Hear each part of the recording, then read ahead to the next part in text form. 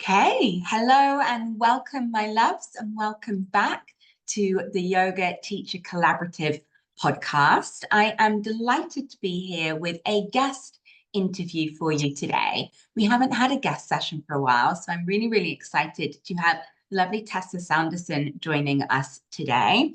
But before we dive into today's session, which is upskilling as a yoga teacher, by looking at the art of circle holding. I would just love to say welcome if you are new here, or welcome back if you've been listening to the podcast for a while.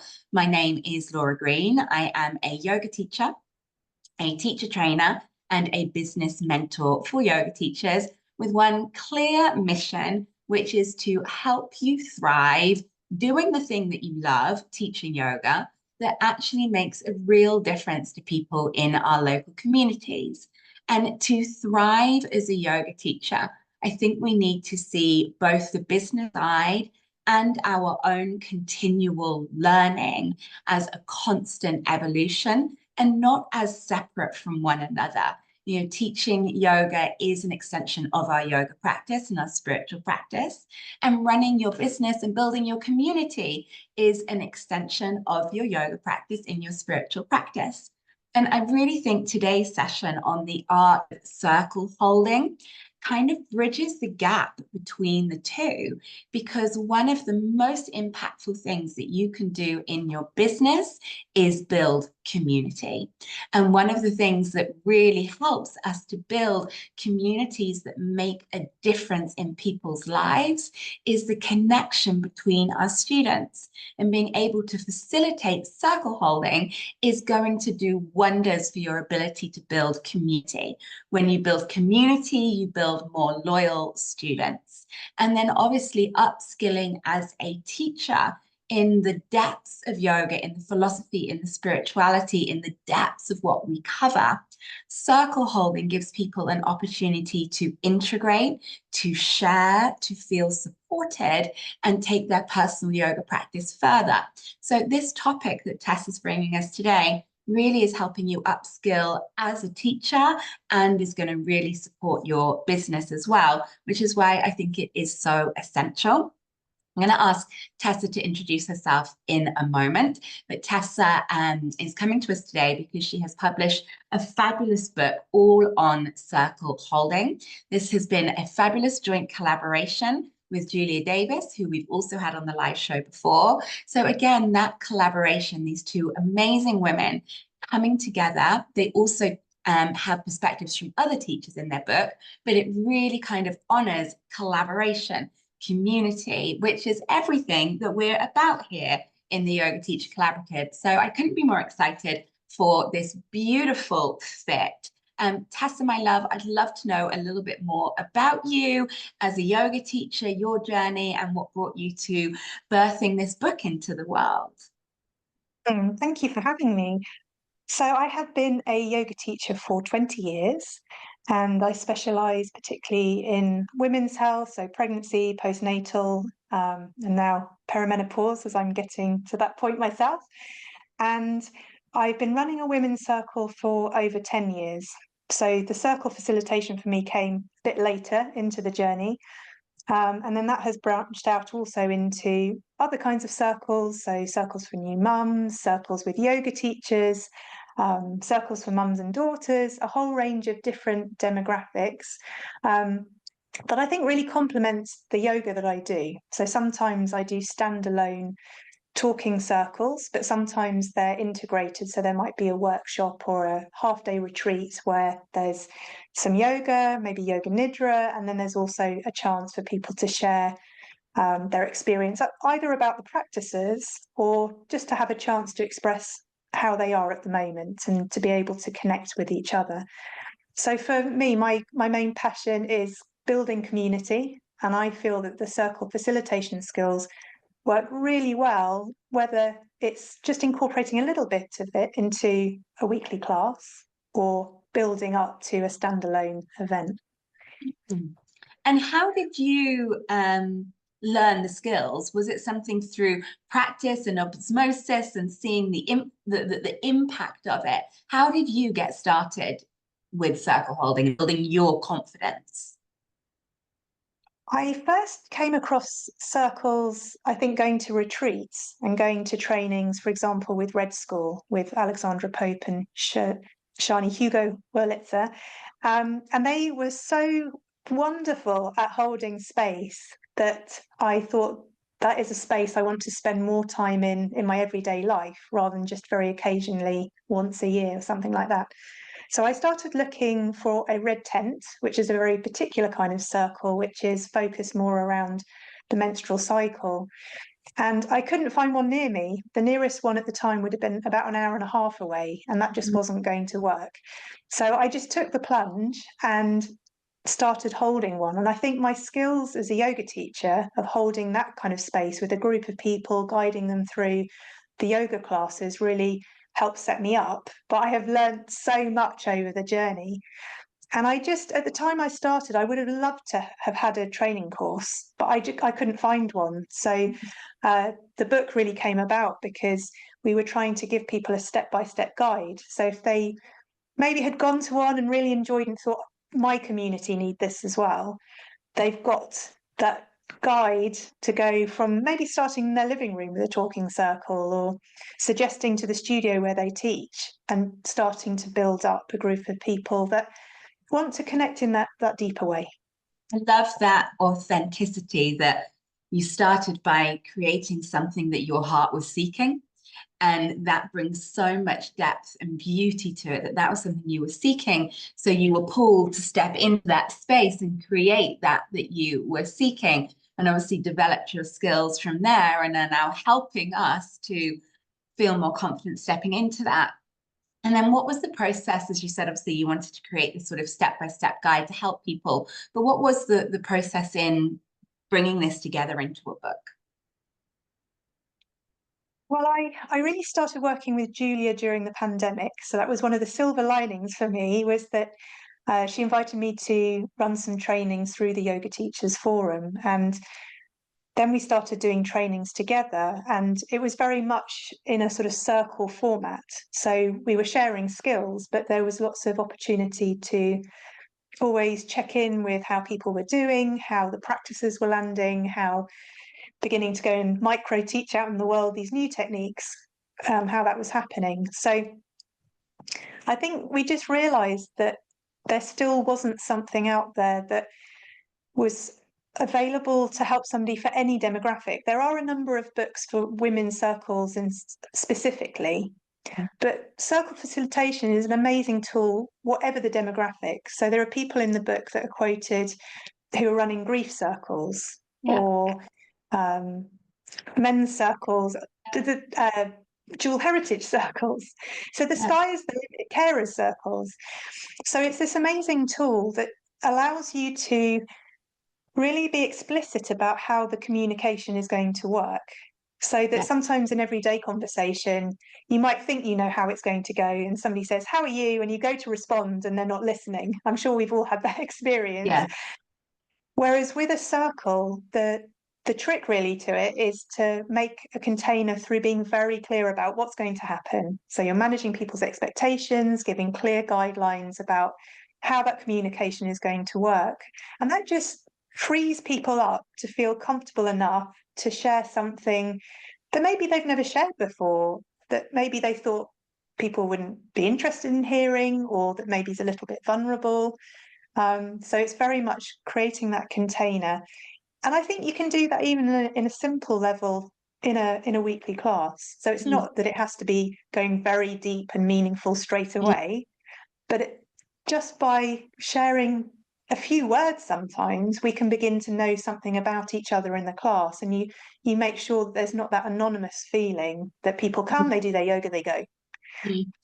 There's a space for that, but that's not the kind of class that I like to run. I like to build connection. And I think it's really nice that there's different classes, so that if a yoga teacher feels drawn to circle holding, then that's a skill you can bring into that class, and that's a class that has community. But where if there's a teacher that's like, you know what, I go to a community, but it's my personal practice. I want to come in, I want to be into my solitude, I want to be in my silence and leave, and that is the space I hold, that we just own what it is that we're looking for and what we're creating in our community. I definitely notice, obviously, because inside the Yoga Teacher Collaborative, we have our Troubleshoot Tuesday, where people come in with questions. And over the years of running it, one of the most consistent questions is, I'm running a workshop, I'm running a day retreat, I'd like to do an opening circle, I'd like to do a closing circle. Has anybody got any ideas? And I sometimes think we dive into looking for a gimmick, looking for oh, do this meditation or do this thing, like a gimmick to plug in, an activity to do. I think that's what I mean, an activity to do, rather than actually zooming back and understand the fundamental of creating a space where people feel able to speak. So what would you say if you'd never even been to a sharing circle? Like, I've been to a few red tents, and obviously I've been to circles in classes, but if you hadn't really sat in many circles, what would you say are the fundamental rules or guidelines to begin with? I would always encourage to have an initial quick check-in. And this is what can work really well in a weekly class as well. That you give somebody something really simple to answer. So it's not going into a very reflective space. So it might be your name and how did you get here today? So were you walking? Was it by bus? Was it by car? And really simple like that, so that you go round everybody that's in the circle and people quickly have a chance to talk. Because what can happen in a talking circle is that sometimes somebody will get the floor and they're like, wow, great, I'm going to go for it. And everything comes out. And then you're thinking, oh my gosh, the time is passing. And how am I going to make sure there's enough time for everybody who wants to talk to say something? So it's a bit like when you listen to a radio program that's got a number of people on a panel, and the interviewer will go around and just briefly ask a few questions from each person. So the last person to be properly interviewed is not sitting there the whole time getting more and more nervous, Yeah. and overthinking what they're going to say. So really quick, it might be your name and 2 words for how you're feeling today. Yes. And I always say, you don't have to explain those 2 words. They could actually be opposites because we're complex human beings. And that's just a lovely way, whether it's in a weekly class, just to kind of get a sense of how people are doing. And sometimes that actually changes slightly the pitch of the class that I then teach. Or in a talking circle, it just allows everybody to quickly have their voice out loud, get that kind of nervousness out the way. And then you might have another round. So depending on how much time you have, you might say something that's a bit more to do with the reason that you're there. So with the red tent about menstrual cycles, it might be that you say, I'd love to hear what day of your cycle you're on. So day 1 would be the first day of your bleed. Fine if you don't know, but, or you might not be cycling for whatever reason. All of that is fine. So you can choose something that's a little bit more connected to the reason for you being there. I love the very simple rules or guidelines on that. Like, say your name and 2 words describe how you're feeling today. You make that very, very clear and tangible, which I imagine must really help with facilitating the group process. Is that really clear for you, that you would always make it very tangible like that? Yeah, and this is really important, I think, when it's part of a workshop or a retreat, is that, and especially if it's a short amount of time that you have. So say you're having a session that's 45 minutes of talking, that's going to be alongside other activities. The shorter amount of time you have for the circle, the more on top of the timing you have to be in terms of giving people guidelines. So you might say, I'd like you to share 2 or 3 sentences rather than leaving it completely open. Or I even sometimes put my timer on. So it might be for a minute. So we're going to share just for a minute.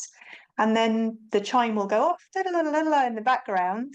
And that's a really clear signal. Oh, okay, my turn has finished, and you can finish your sentence. And then you move on to the next person. And you can explain all of that, how that's going to work as part of the values or the bigger guidelines for the circle, saying, we're going to talk one at a time rather than talking over each other. It's going to be a respectful space. It's going to be confidential. So what's said in the room stays in the room. And there are other guidelines as well that you can add. But I think it's really important that we share this sense of we want to be able to have everybody who wants to speak. And this is something else I say.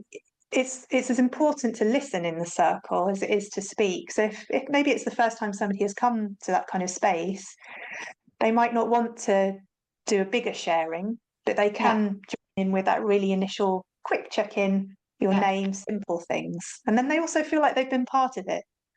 One of my favorite really simple things, you said, like, what was the method of transport you used to get here? One of my favorite that we do on teacher training is your name, your favorite yoga pose, and then we go around again, your name, your least favorite yoga pose. Because it's just really illuminating that is always some people's favorite is then some people's least favorite. And it's that shared bond of a connection of love of yoga. It's kind of quite light-hearted, but actually you start to recognize something as a newbie teacher that not everybody feels the same way about a yoga pose as you do. Yeah, and I find that also with the two words, because I'm just thinking about my Thursday evening class. There's quite a few people as you go around will say, oh, you're tired. Somebody else will say exhausted. And there's a sort of feeling of recognition because we're on a Thursday evening, it's been a busy week. And I think it just gives these opportunities at the end of the class. If somebody wants to, they could go up to the other person and say, oh, yeah, been a busy week. And it's just opening that door to conversation if the other person wants it. So what do you think as a community yoga teacher, there are the places for integrating circle holding? So we've been talking about a weekly class and just that very quick check-in at the beginning, name, one word describing how you're feeling or how did you get here today, something like that. Is there any other ways just in your bulk standard, let's start there, 60-minute class that you would use circle holding? It's also really helpful when you've been sharing a practice. So perhaps there's a new practice, for example, a meditation practice. And once you've talked everybody through it and they've had that experience, to have a go round again just to say, how did that land? And I think sometimes as a new teacher, that might feel a little bit sort of nerve inducing because you're going to get immediate feedback on how it went. But it's such a learning tool because you'll find some people really loved it, some people not so much.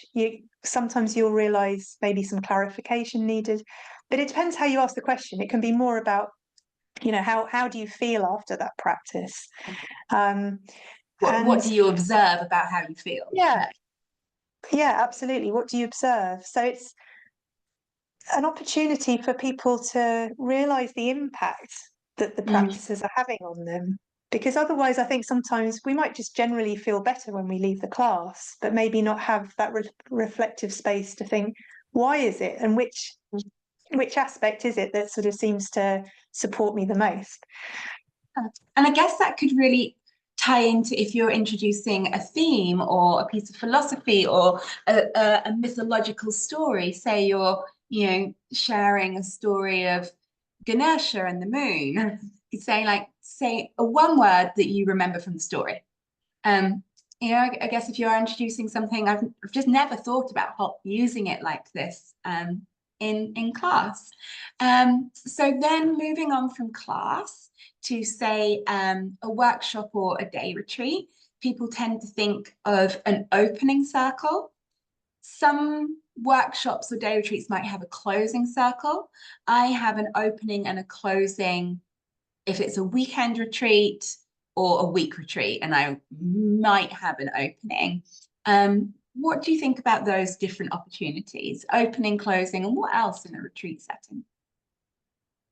Yeah, I think I've also run, for example, a day retreat around perimenopause. So we'd start with an opening circle, just an opportunity for everybody to kind of clock who's in the room, a chance to sort of settle their nervous systems. And then we might go into a yoga practice. And maybe after that, we would then have a bigger talking circle. So a question might be, what's the most challenging symptom at the moment?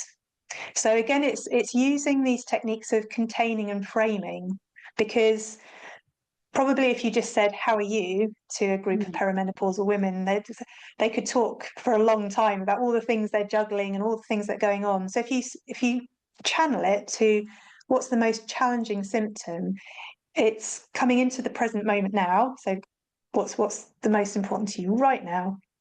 And it helps you as a facilitator to draw it back. So if somebody starts talking at length, you might say, "Gosh, there's so much going on for you," and I just wonder whether you can share the most challenging, and it gives you an opportunity to then move on to another person and say, "Oh, shall we hear what their most challenging symptom Mm. is?"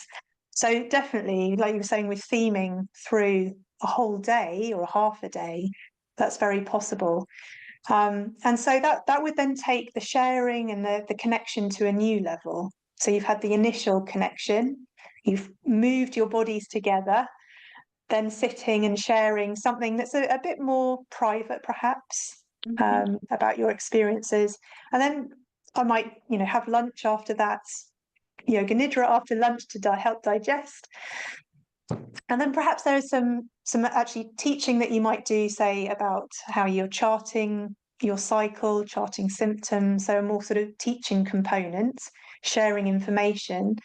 And then another opportunity to have a sharing circle after that. So rather than it just be Q&A, um, being able to go a little bit deeper level than just sort of checking people have got the facts right, or Yeah, sort of, does that make sense? yeah, it really does. And I think I probably circle sharing is not the most natural space for me to be in. And I didn't last long at my red tents. So I tend to default to the Q&A because I think I'm a natural teacher more than circle holder. And I notice a lot of the time at the end of a long day, you're saying, if you've got any questions, and often there isn't. Whereas actually, I think introducing those reflective circle holding questions might really open that up in a very, very different way to simply, "Do you have any questions?" And I think I asked, "Do you have any questions?" because I'm trying to open up dialogue. I'm not actually bothered whether it's a question. I might say, "Any questions, thoughts, shares, or reflections?" But that's not really narrow enough to inspire that dialogue. I think that's really insightful. Yeah. And I think even though we're talking about circles in a group, it doesn't mean that you can't do an individual activity within that. So you might, first of all, get somebody to journal for a few minutes Yeah. about, from what you've heard, what feels like the most important thing that you're going to take away from today. Mm. And then once they've had chance to think about it and maybe process a bit more the learning, then bring it back to the circle. What's one thing? And then that means that you're revising kind of all the Mm. material. It's so you're getting this lovely repetition to help embed it for people. But just like you were saying before, people will hear, "Gosh, she's taking something quite different from me. Isn't it Yeah, interesting? We've got similarities, we've got differences." And I think it creates this really beautiful, respectful space of yeah. our differences. And helping you process a group experience. I think I kind of did it by accident on a retreat that we've just had in Lithuania, where the group had split into two halves to go for a guided sauna experience. And it was like a sauna I've never had in my entire life. You had a sauna master and it was all guided and facilitated, but we'd split into two groups. And through conversation, we started to notice the people in the morning had had different rituals to the people in the afternoon. So I said, because we were now all at dinner, let's go around the dinner table and share your one thing from the sauna experience.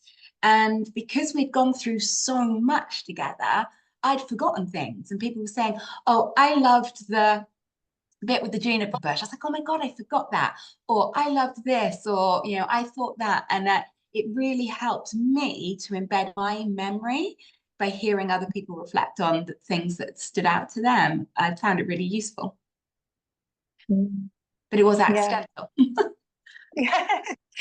Sometimes the best things are. So Yeah. what happens in large or small groups?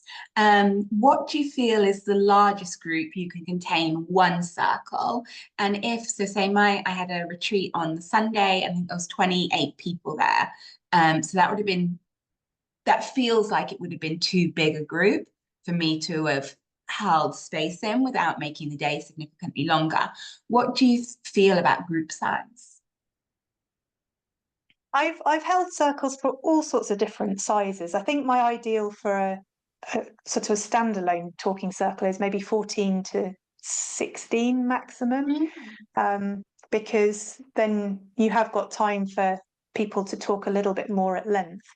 But with, did you say 28 people? Yeah, I think you could still go round with a quick simple round of like those two words, and maybe a sentence.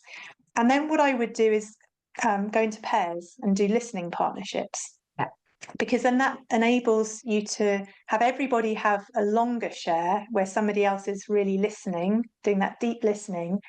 So they've got this opportunity to really be witnessed in whatever experience you're talking about. But you can do it in much shorter time then. You know, if you're right. sharing for 5 minutes within the pair and then the swapping over, it would take about 15 minutes. So it's Yeah. really doable. But and And then you you could still think that's a fair part of circle holding to break out into partner work?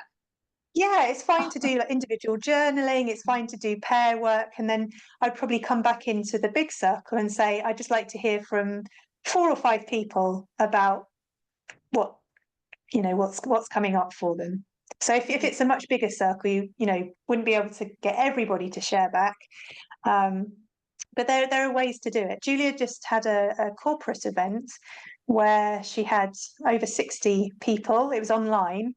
And again, she used sort of breakout rooms for smaller groups and listening partnerships, and it went really well. So it's very much possible. And I think circles work beautifully online as well. During the pandemic, my women's circle went online, and uh, sometimes you need different guidelines. So, for example, one that we add is not to use the private chat during the circle because it's a bit like whispering in a real circle, Yeah, in-person yeah, circle. So yes, there might be, yes. I yeah, hadn't thought additional of that, things. but it is. Yeah, Yeah, so you can say, at the end of the circle, feel free to private message somebody with your email address if you want to keep in touch. But yeah, we're respecting that we're all kind of in the group rather than going off mm, into private conversations. Another difference with the online circle is you would want to send out ahead of time that there's an expectation that your video will be on so that we can see you. yeah, And that you're going to be in a private space so that you're not overheard or overlooked. Because if somebody's sharing something, you want to feel like it's the people who are really committed to being there rather than somebody who's wandering in and out. And yeah. so there are additional things to think about, but it can work very well. And people, I think, they can read body language, even if it's online, and some amazing connections happen that way. And it can feel even more private to some degree. I've definitely opened up even more on Zoom, sharing circles than I have in person. Actually, there's been something really special about that online space. So I want to pick up on two things there, going on the online, but also the, did you call them sharing partnerships? Listening Listening partnerships. partnerships. I absolutely love that phrase. And I use that technique a lot. And I was almost feeling like having this conversation with you about circle holding that I was missing something by relying on the partnerships a lot. I think it's as a deeply introverted soul. I do prefer one-to-one or one-to-two communication. So often on a retreat, I'll begin with little things, maybe it like be pull an oracle card from a deck, and then in a partnership, talk about your card. So it feels like there's something there. And then one of my favorite ones is to come into a pairs and just one person to talk for 7 minutes and then swap. I tend to do 7 minutes versus 5 because I find it's just that little bit longer that encourages you to just go a little bit deeper. You've normally run out of whiffle waffle by the time it gets to 7 minutes, and then I might do more of a group circle at the end. When you're in a group circle, and I'll share a question, I always, when you choose which side of you answers first and then you go around in the circle, I always feel that moment like, who do I turn to first? Do you think it has to be done that way, or could it just be more freeform? What do you recommend for that? I think sort of opening check-in and the check-out, because I like to think of a circle sort of in an arc. So you've got the welcoming, the opening, settling, and then you go into the bulk of the talking, and then at the end you've got integration and closing. So I Okay. have always a check-in and a check-out that's sort of a very quick round. I tend to go in order because it just makes it a little bit easier for people to quickly say their thing. And then for the bulk of the talking part, I open it up to free flow. Yeah, So because in then if you some don't want circles, to talk, yeah. So some circles will have a bowl, talking bowl, or a talking stick that you pass across. I've tended not to do that because sometimes it's a bit awkward kind of getting it yes, across to the right person. But it tends to start to flow. And I will keep an eye if people have been quiet, I'll give them an opportunity and say, "Oh, Karen, I've noticed you've not said anything. Would you like to? You don't have to." And often they come out with these incredibly insightful things. They've just been taking everything in. mm, So I do check in and make sure that I'm still giving people an opportunity, and they're not sort of just finding it hard to get a word in. But yeah, I find that works really well. So you're sort of in order, and I'll tend to start the check-in going one way round, and the checkout I'll go the other way round. And I just turn to them and say, have you had a chance to think of your answer? And most of the time people are ready to go. It also helps to model it. So particularly if you're saying, we're just going to have time for one sentence each. So you can go first and show your one sentence and you yes, stop. And that's a good way of helping people know, oh, she means it, really, one yes, sentence. yes. Yeah, I really like that tip. And I'm just presuming, so I'm going to check because presuming is never a good idea, that when you're in the meatier part of it and you're in a more free flow and you're asking a more detailed question, um, is it always that someone just speaks and is heard and never dialogue, or is there dialogue? I think, well, between the facilitator and the participants, or participants together? Either or both. Generally, the conversation will flow on one from another, Yeah, but I think if you're a beginner facilitator, I would actually put a guideline in around, this is a space where we're not trying to fix things or yeah, solve things. And we need to be a little bit careful that if somebody comes up with something, we don't rush in with advice. yes. So particularly in the perimenopause circle, I'll say, if you do want advice, you can explicitly ask for it, but otherwise we're assuming it's a sort of no fix situation. Mm, Um, so rather than responding between participants, sort of asking for more information, it's really about this respectful listening where we go with what people are willing to share at that point. And I kind of take that as the facilitator as well, because for me, a pure talking circle is an opportunity for people to talk about their experiences and how they feel. And often that is cathartic, and often it does lead to change, but I'm not a coach sort of trying to mm, take somebody in a particular direction. I think that's quite an mm. important Yeah, distinction to make. yeah, And if you have other skills, like you are a coach or you're a counsellor, or, then of course you can bring those in. But I think it's good to be really clear about what is happening. yeah. So And again, I it's, like your language that this is a no fix space.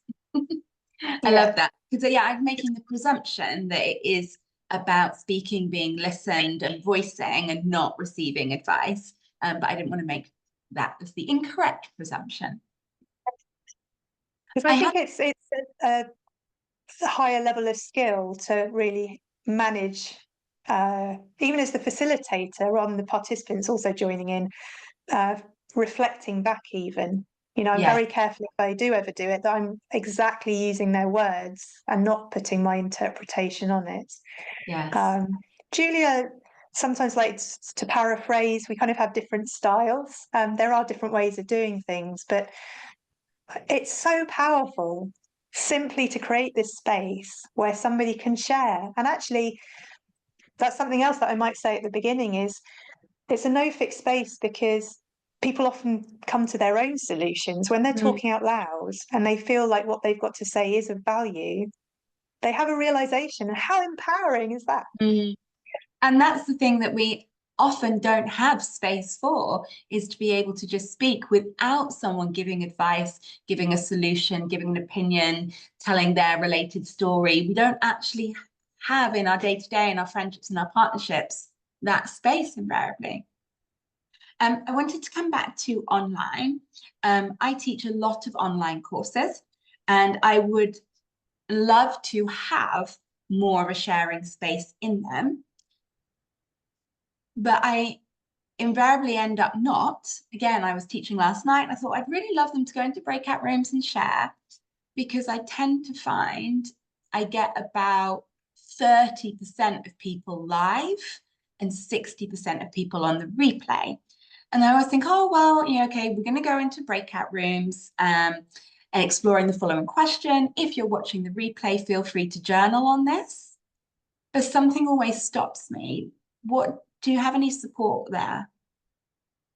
Yeah, because I run quite a few courses online, and yeah, there's that same issue there. And I tend to, again, I think it's about managing expectations. Like I say, there is a recording that you can catch up on the material, but just be aware that the sharing parts won't be recorded because you weren't there at the time to kind of share your experience. So it feels a little bit sort of uneven. So I would say the same, you can take a moment to journal, or I would have introduced listening partnership so you could join up with somebody else and be able to talk out loud with that person. So there are other mechanisms that can kind of happen in between the live sessions. But I feel quite strongly that we shouldn't record the kind of sharings.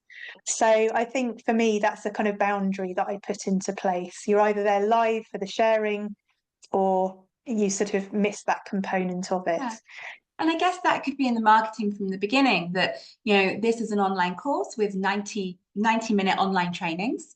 There is an additional or bonus 15-minute sharing circle at the end of a session that's only if you're there live. And I guess if I was marketing that as a bonus, I would feel okay about that, because I would wonder from a business point of view, if I'm like, oh, they're sharing circles, but they won't be recorded. Bearing in mind, I know 60% of people do my stuff on replay. But so if it was maybe a bonus afterwards, I think that would be a nice bridge between the two. Yeah, I think that sounds great. Okay. So is there anything that you wish people knew about the art of circle holding? Well, I think it's like teaching yoga. It's a skill where you learn as you go along. You've got to just start doing it.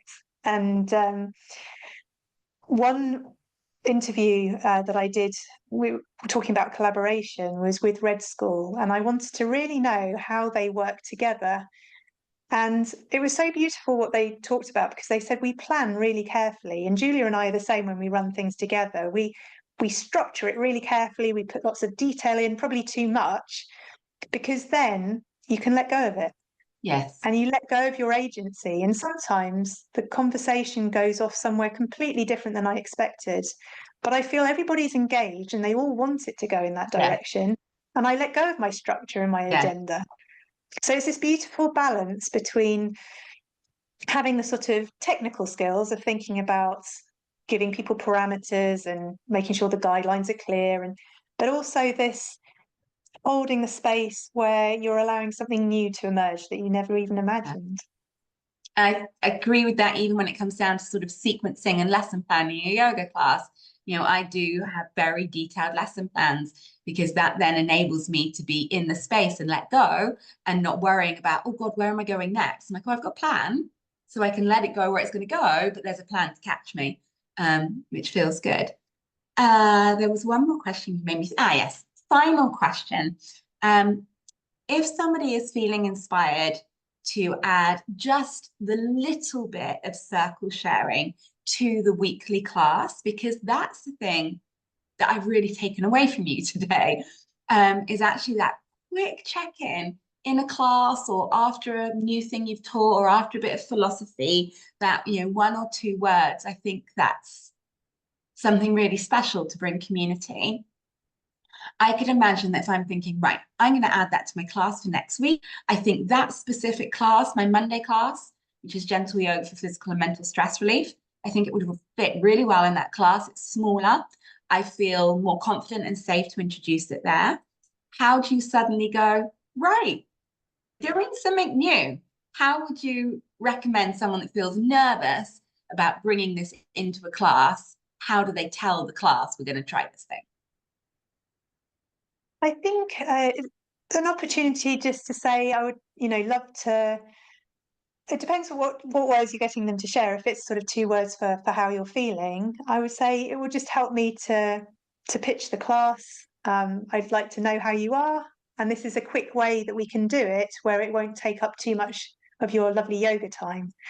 Yeah. Because that's the danger, is that sometimes people are so desperate to speak and they have so little opportunities that if you give them the floor, it opens it up. And that's why we have to be very specific about 2 words or one sentence. So yeah, I would broach it in those terms. For my Thursday evening class, because it's a bit later, it starts at 8 p.m. We actually start with a yoga nidra and then go into the movement afterwards. So the way I talk about it there is I just want everybody to kind of hear everybody's name and hear a word about how they are. Or sometimes I change it because we're coming up to Easter. I said, are people looking forward to chocolate? Are you a chocolate person or not? It was because then you're going to lie down. And for your nervous system to feel relaxed and really go into the yoga nidra, I feel it helps to have a sense of everybody in the room and see that they Yeah. seem friendly. Yeah, Yeah. not lying down in a room of strangers. Yeah, Yeah, so I think go to your intention. So if it's a teacher's intention that they want to build connection and community, that's what you say. yeah, yeah. Okay. So if people would like to learn more about the skills, you said like that are in the book, let's tell me a little bit more about the book. So Mhm. here's the book. It's if you're on the podcast and you can't see it, it's a beautiful book called Circle Holding, a practical guide. Tell me the rest of it. So facilitating talking circles. Practical And it has guide for 20. facilitating talking circles. Beautiful. Yeah, when we started writing it, we never imagined it would have 20 chapters. But I think because we had chapters for children, online circles, there's actually quite a lot to share with people. Yeah. So people can either go to the book and work through at their own pace, or there's a Circle Fundamentals 3-hour workshop, which might sound quite a lot if you just want to introduce some basic skills. But I think it's really important to even then get in the group dynamic Mm. skills about how if somebody suddenly launches into a big monologue, how you then uh, kindly bring it back to getting on with your yoga class. So that's a 3-hour workshop. Is that with a set date or on demand? Can someone do it whenever they like? Um, there is a self-study option, but we love to see people live and to actually be in the circle with us. So they come up about every 2 months.